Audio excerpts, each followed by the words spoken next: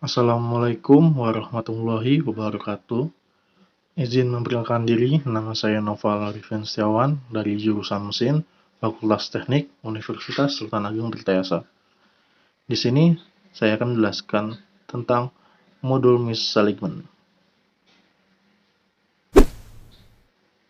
Apakah misalignment itu?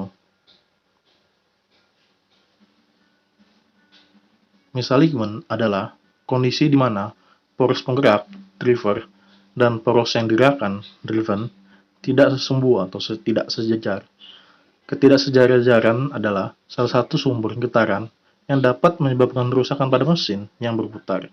Dalam dunia industri, hal ini akan menimbulkan banyak kerugian, di mana akan memperpendek umur yang disebut dengan mesin downtime.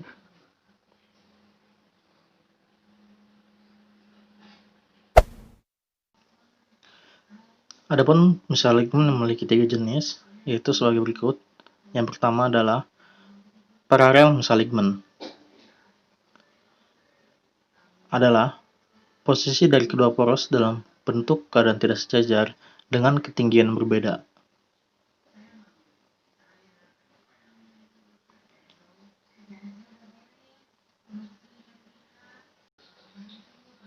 Lalu yang kedua ada angular misalignment, yang artinya ketidaklurusan kedua poros yang posisinya saling menyudut, sedangkan kedua ujungnya pada kopling mempunyai ketinggian yang sama.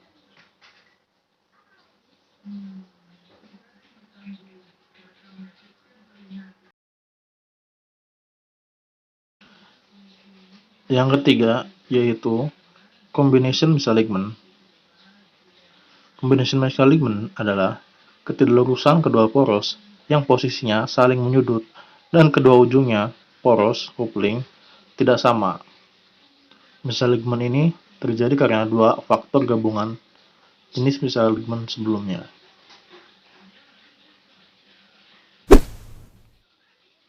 Apakah alignment itu? Alignment adalah suatu pekerjaan yang meluruskan atau mensejajarkan dua sumbu poros hingga sentris antar poros penggerak dengan poros yang digerakkan. Bisa dibilang, alignment ini adalah berlawanan dari yang namanya misalignment.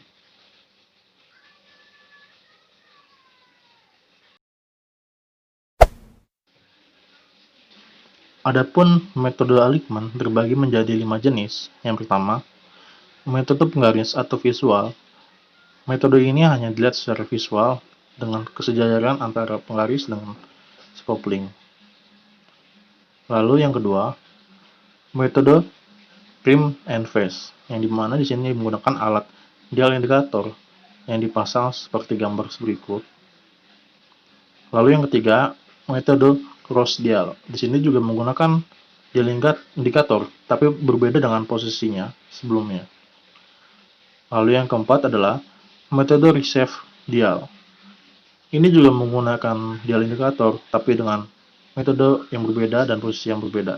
Lalu, yang kelima adalah metode alignment laser, yang dimana di sini menggunakan laser untuk mengukur kesejajaran atau kelurusan dari sebuah poros tersebut. Lalu, apa saja kerugian yang ditimbulkan oleh misalignment?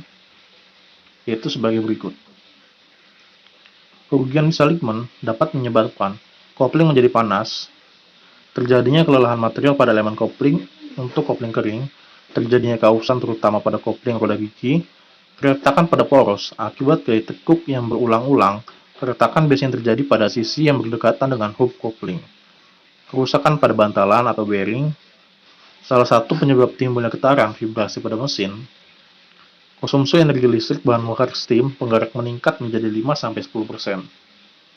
Lalu, selain itu, masalah teknis kerugian akibat alignment juga terdapat, yaitu kerugian manpower untuk memperbaiki ulang pemasangan, lalu kerugian material dalam perbaikan ulang dan penggantian, dan kerugian operasional dan produksi.